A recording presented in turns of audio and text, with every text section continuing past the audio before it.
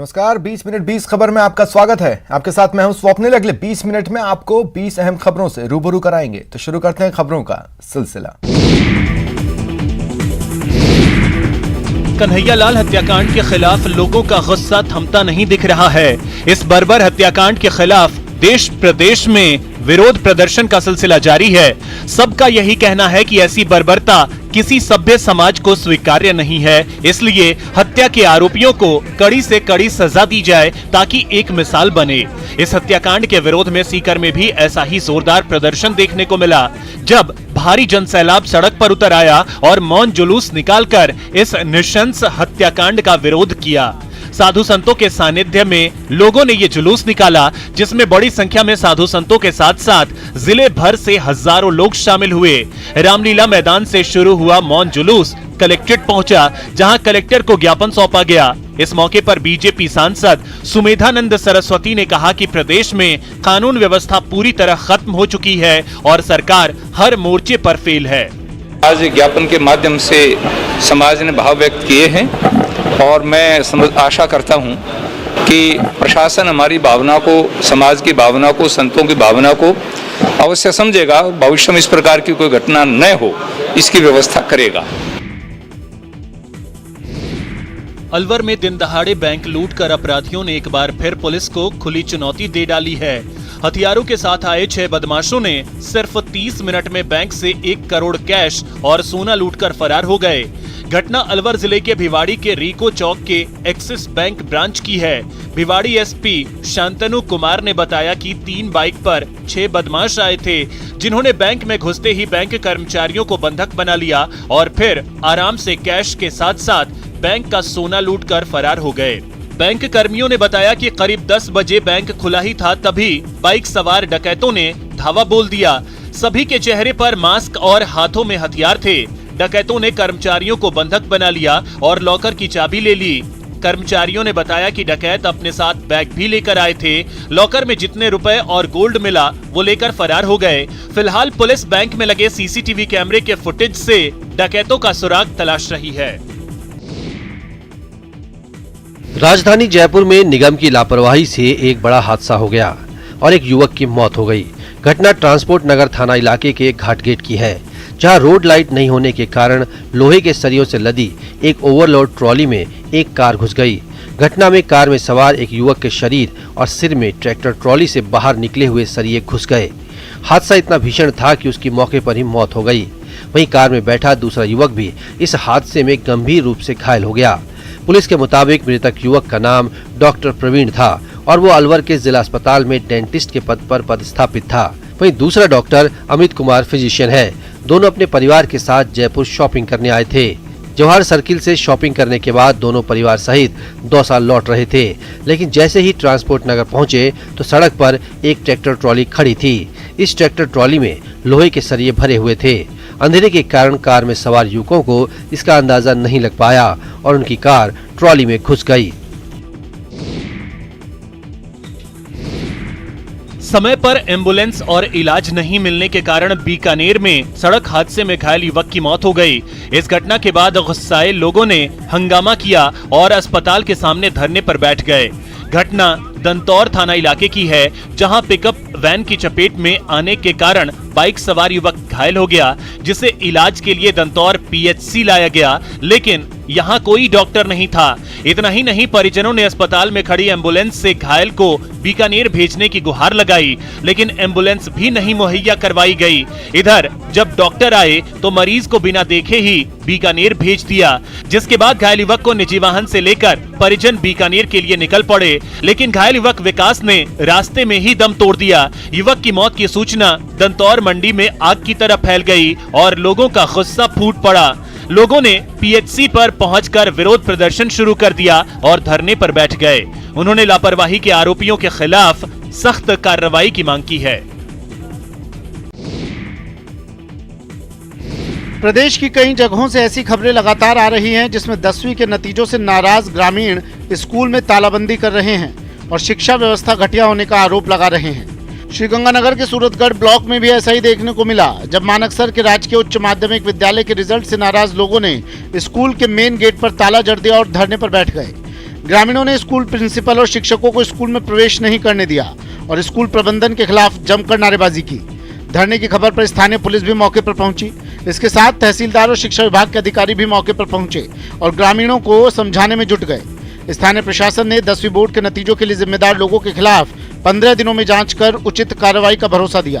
तब जाकर लोगों ने स्कूल के गेट पर लगा ताला खोला और शिक्षकों को अंदर जाने दिया।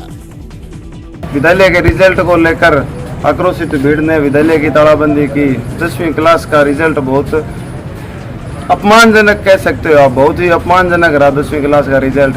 प्रशासन द्वारा ग्रामीणों से सहमति की गई कि 15 दिनों में जो भी विभागीय जांच होगी कार्रवाई करके और आपको विभागीय जांच करके और आपको रिजल्ट दे देंगे, जो भी कार्रवाई होगी उसके बारे में।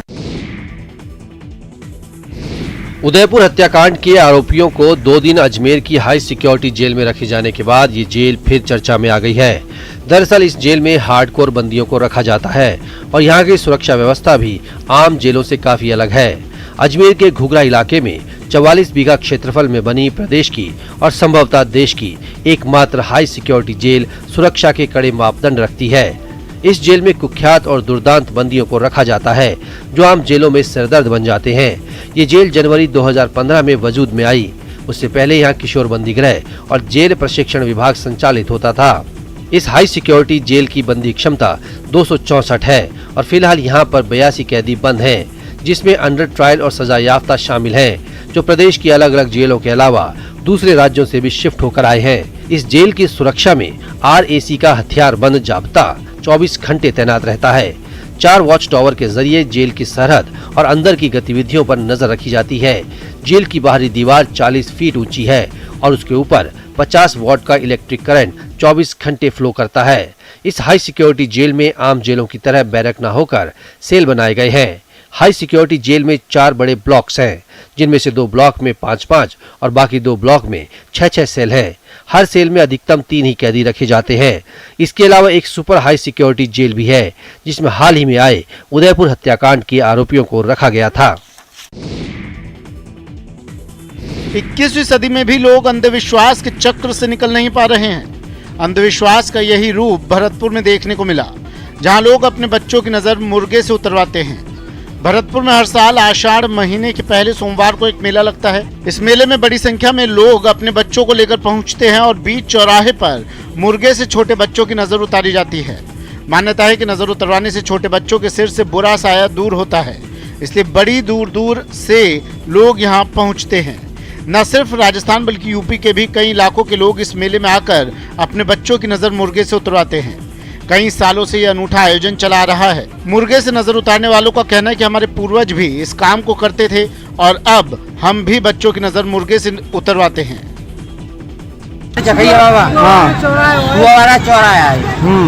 तो इस पे क्या साल में एक बार आती है, जो बच्ची की अलावा होती है वो सब कट जाती है। मॉनसून की पहली बारिश में ही राजसमंद जिले में हुए विकास कार्यों की पोल खुलने लगी है। ये देखिए, 98 लाख रुपए की लागत से ये सड़क हाल ही में बनी है, लेकिन इस सड़क को बनाने में कैसी घटिया सामग्री का इस्तेमाल किया गया है, इसकी हालत देखकर आप अंदाजा लगा सकते हैं। बनने के 12 दिनों बाद सड़क की डामर उखड़ने लगी है। ये सड़क सापोल गांव से धोली आगल ढीकला तक बनी है। सड़क के कई हिस्सों पर तो डामर की मामूली परत ही बिछा दी गई। इतना ही नहीं, डामर बिछाने से पहले मिट्टी को भी साफ नहीं किया गया। इस कारण सड़क पर डामर की परत उखड़कर अंदर से मिट्टी तक निकल आई। सड़कों के घटिया निर्माण से PWD के इंजीनियर्स पर भी सवाल खड़े हो रहे हैं। इस 3 किलोमीटर लंबी सड़क की हालत ऐसी है कि सड़क पर बाइक खड़ी कर दें तो बाइक का स्टैंड डामर के अंदर धंस जाता है। सड़क निर्माण घटिया होने से स्थानीय ग्रामीणों में भारी गुस्सा है। ग्रामीणों ने सड़क को दोबारा बनाने की मांग की है। मॉनसून की बारिश कई जगहों पर अभी से आफत बनने लगी है। सीकर में भी बारिश के कारण एक पुरानी हवेली गिर गई। ये हादसा शहर के बजाज रोड पर हुआ, जहां बारिश के कारण एक पुरानी हवेली बीच सड़क पर गिर गई। हवेली गिरने के कारण आसपास बनी दुकानों को काफी नुकसान हुआ। गनीमत ये रही कि रात के समय सड़क पर कोई ट्रैफिक नहीं था, अन्यथा कई लोगों की जान जा सकती थी। वहीं हवेली गिरने के बाद एहतियातन सड़क बंद करनी पड़ी और हवेली के मलबे को हटाया गया। हवेली मालिक गिरीश तोमानी ने बताया कि एकाएक तेज धमाके की आवाज सुनाई दी। जब बाहर आकर देखा तो रोड की तरफ बनी हवेली की दीवार नीचे बनी दुकान पर गिर गई थी।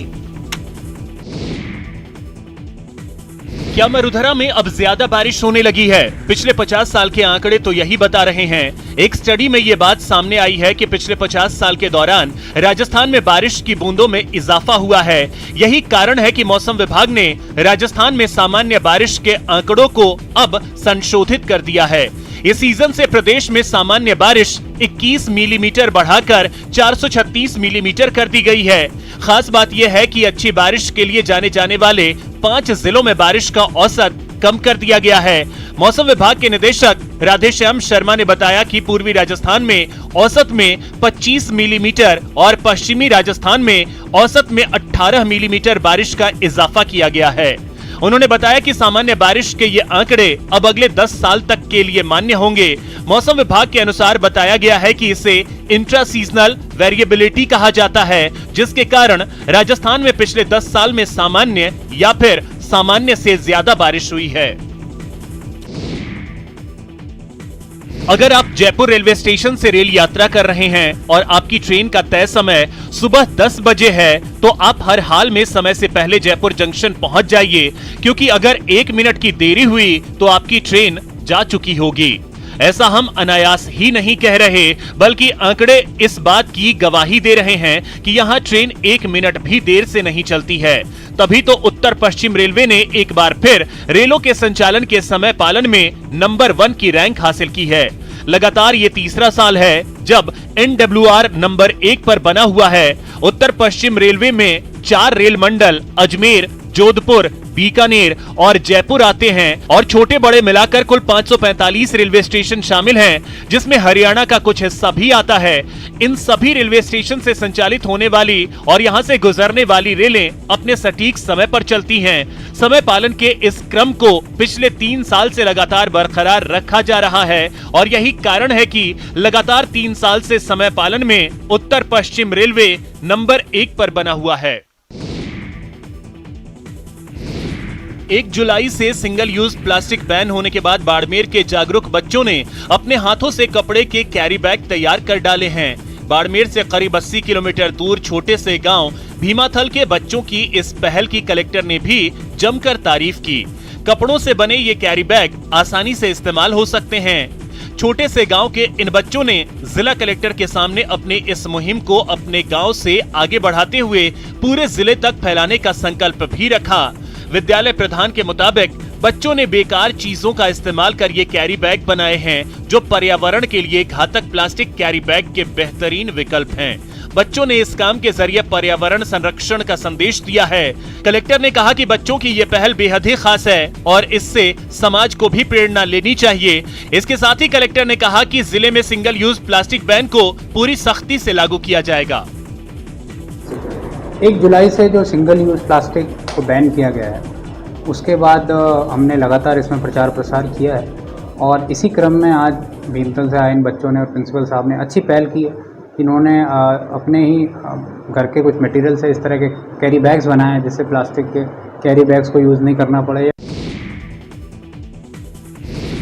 उदयपुर के बेदला गांव में सुल्तान बावड़ी का मन की बात कार्यक्रम में पीएम के जिक्र करने के बाद बावड़ी पर लोगों की आवाजाही बढ़ने लगी है। ऐसे में इस बावड़ी की स्वच्छता को बनाए रखने के लिए बड़गांव उप प्रधान प्रताप सिंह राठौर के नेतृत्व में युवाओं ने सुल्तान बावड़ी पर श्रमदान कर साफ सफाई का अभियान चलाया। इस दौरान युवाओं और नन्हे बच्चों ने बावड़ी पर करीब 3 घंटे से भी अधिक समय तक श्रमदान कर बावड़ी को निखारने का प्रयास किया। लोगों का कहना है कि पीएम मोदी ने जब से इस ऐतिहासिक बावड़ी का जिक्र किया है, इसकी चर्चाएं चौतरफा होने लगी है। ऐसे में यहाँ आने वाले देशी और विदेशी सैलानी इसकी स्वच्छता को लेकर कोई गलत संदेश लेकर नहीं जाएं। इसी बात को ध्यान में रखकर इस बावड़ी में पड़ी गंदगी, मिट्टी आदि को हटाकर इसे फिर से स्वच्छ बनाया गया है। इस सफाई अभियान से नन्हे मुन्ने बच्चों को जोड़कर उन्हें भी इस तरह की विरासत को सहेजने के लिए जागरूक किया गया। देश के प्रधानमंत्री नरेंद्र जी मोदी द्वारा इस बावड़ी की सफाई का, इस बावड़ी के जीर्णोद्धार का जिक्र जो है वो अपनी मन की बात में किया गया था। उसके बाद हम सब लोगों की जिम्मेदारी है कि ये बावड़ी जो है वो स्वच्छ रहे। ऐसे में हम गांव के आज युवाओं ने यहाँ पर आने की ठानी है। हमारे जीवन में रच बस चुके सिंगल यूज प्लास्टिक पर 1 जुलाई से बैन लगने के बाद भी कई लोग इसे स्वीकार नहीं कर पा रहे हैं। लेकिन जोधपुर के एक व्यापारी ने सिंगल यूज प्लास्टिक को अलविदा बोल अपने ग्राहकों के लिए नया जुगाड़ कर लिया है। दूध दही के व्यापारी ने इसका हल निकालते हुए अपनी ओर से स्टील कैन अपने नियमित ग्राहकों को फ्री दी है। ये प्रयास काफी सराहा जा रहा है। चंद्र प्रकाश परिहार नामक इस डेयरी व्यापारी का कहना है कि उन्हें उम्मीद है कि आने वाले समय में योजना सफल साबित होगी और उनकी इस पहल से अन्य व्यापारी भी प्रेरणा लेंगे। डेयरी पर नियमित रूप से दूध दही लेने आने वाले लोग भी इस पहल का स्वागत करते दिख रहे हैं। उनका कहना है कि ये पहल अपने आप में दूरगामी सोच दिखाती है। गवर्नमेंट ने अभी एक बहुत अच्छी पहल की है। उस पहल में पूरे इंडिया को प्लास्टिक मुक्त करना चाहते हैं। उस प्लास्टिक को मुक्त करने की सबसे पहली पहल टीसी परिहार दूध दही भंडार ने अपनी तरफ से की है। मैं भी ये चाहता हूँ कि हर आदमी अपने घर से एक स्टील की बरनी लेके आए और उसमें दूध लेके जाएं और एक प्रण ले ले कि मुझे मेरे घर के अंदर मुझे प्लास्टिक का कोई भी आइटम घर में लेके नहीं आना है। जयपुर के जवाहर कला केंद्र के रंगायन सभागार में लपट नामक नाटक का मंचन किया गया। जवाहर कला केंद्र और इंडियन विमेन इम्पैक्ट एनजीओ के संयुक्त तत्वावधान में इस कार्यक्रम का आयोजन हुआ। मुदिता चौधरी के निर्देशन में वंचित वर्ग से आने वाले बच्चों ने पेशेवर रंग कर्मियों की तरह अपने अभिनय से समा बांध डाला। लपट नामक नाटक सुप्रिया केलकर के उपन्यास strong as fire fierce as flame पर आधारित है। इसमें ऐसी महिला स्वतंत्रता सेनानियों के शौर्य की दास्तां को सहेजा गया है जिनके नाम समय के साथ ओझल हो गए हैं। नाटक के मंचन के दौरान कलाकारों के शानदार अभिनय ने दर्शकों से मानस को देशभक्ति की भावना से ओतप्रोत कर दिया। बता दें कि बैक टू स्कूल कार्यक्रम के तहत सीताराम नगर कच्ची बस्ती के 27 बच्चों को नाट्य प्रशिक्षण दिया गया था, जिन्होंने इस नाटक का मंचन शानदार अंदाज में किया। हिमाचल प्रदेश के कुल्लू जिले में बड़ा सड़क हादसा हो गया। यह सवारियों से भरी बस एक खाई में गिर गई। इस हादसे में 15 से ज्यादा लोगों की मौत हो गई, जबकि कई लोग जख्मी हो गए। जानकारी के मुताबिक कुल्लू जिले की सेंज घाटी के न्यूली शेंसर सड़क पर जंगला नामक स्थान पर सुबह 8:30 बजे ये दर्दनाक बस हादसा हुआ। हादसे के बाद राहत और बचाव का काम शुरू हुआ और ग्रामीणों की मदद से घायलों को रेस्क्यू किया गया। हादसे में बस के परखच्चे उड़ गए। बताया जा रहा है कि सड़क पर मलबा गिरा था और ड्राइवर बस को साइड से निकाल रहा था। इस दौरान बस सड़क से नीचे जा गिरी। इस बस हादसे पर पीएम नरेंद्र मोदी ने दुख जताया है और मृतक परिवारों के प्रति संवेदना जताई है। हिमाचल प्रदेश के सीएम जयराम ठाकुर ने मृतकों के परिजनों को 5-5 लाख रुपए का मुआवजा और घायलों को 15-15 हजार रुपए की फौरी मदद देने की। 2 भारी भरकम पेड़ सड़क पर गिरने से यातायात भी बाधित हो गया। हादसे की जानकारी मिलते ही पुलिसकर्मी और एसडीआरएफ के जवान मौके पर पहुंचे और दोनों गाड़ियों में फंसे परिवार और अन्य लोगों को सुरक्षित बाहर निकाला। साथ ही पेड़ों को सड़क से हटाकर यातायात बहाल करवाया। पुलिस के मुताबिक पेड़ गिरने से कोई जख्मी नहीं हुआ और पेड़ों को हटाकर यातायात बहाल करा दिया गया है। बारिश से कई इलाकों में ट्रांसफार्मर जलने और बिजली लाइनों के जम्पर उड़ने से बिजली आपूर्ति बाधित हो गई, जिससे लोगों को भारी परेशानियों का सामना करना पड़ा। मणिपुर के टुपुल यार्ड रेलवे कंस्ट्रक्शन कैंप में लैंडस्लाइड में शहीद सेना के 11 जवानों के पार्थिव शरीर एयरफोर्स के विशेष विमान से बागडोगरा एयरपोर्ट पर लाए गए, जहां उन्हें भावभीनी श्रद्धांजलि दी गई। एक साथ 11 बलिदानियों के पार्थिव शरीर देखकर वहां उपस्थित लोगों की आंखें नम हो गईं। सभी शहीद जवान दार्जिलिंग जिले और सिक्किम के रहने वाले थे। वीर सपूतों को एक नजर देखने के लिए लोग उमड़ पड़े। बागडोगरा एयरपोर्ट से पार्थिव शरीरों को सेना के वाहन से 111 आर्मी सब एरिया बेगडूबी स्थित सेना के 158 बेस हॉस्पिटल ले जाया गया। सेना के बेस हॉस्पिटल में शव ले जाए जाने के बाद वहां पर पूरे सैन्य सम्मान के साथ उन्हें श्रद्धांजलि दी गई। सेना के वरिष्ठ अधिकारियों ने उन्हें श्रद्धांजलि अर्पित की। इसके अलावा इन वीर बलिदानी जवानों को माटीगाड़ा नक्सलबाड़ी विधानसभा क्षेत्र के विधायक और बीजेपी सिलीगुड़ी संगठन के जिला कमेटी के अध्यक्ष आनंदमय बर्मन, बीजेपी नेता और सिलीगुड़ी के विधायक शंकर घोष, फांसी देवी के विधायक और बीजेपी नेता दुर्गा मुर्मू सहित कई लोगों ने भावभीनी श्रद्धांजलि अर्पित की। सभी लोगों ने बलिदानी जवानों के परिवारों के प्रति गहरी संवेदना व्यक्त की।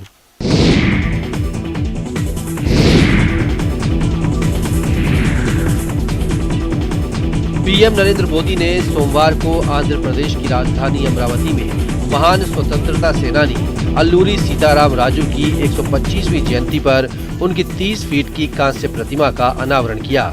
इस मौके पर पीएम मोदी ने कहा कि अल्लूरी सीताराम राजू की जीवन यात्रा सबके लिए प्रेरणा है। आजादी का अमृत महोत्सव समारोह के तहत 15 टन वजन की इस प्रतिमा को 3 करोड़ रुपए की लागत से तैयार किया गया है।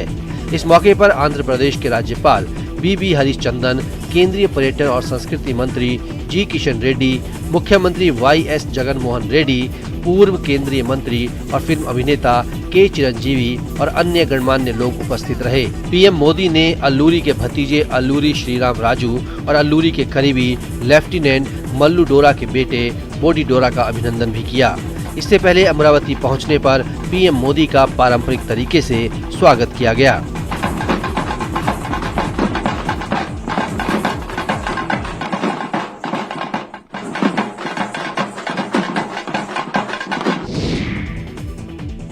फिलहाल इतना ही। नमस्कार।